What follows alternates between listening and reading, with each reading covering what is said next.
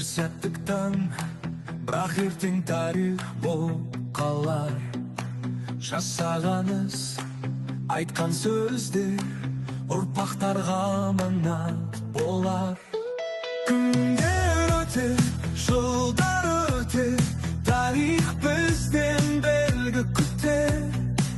Біз не қалдырдық бұл ғаламға, бізді болашақ қалай түсінер.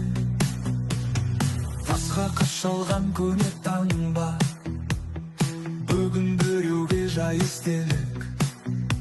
Бірақ сол ізден, сол дауыстан бір дәуірдің үні естіліп.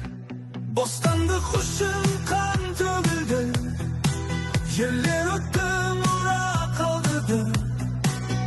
Бізде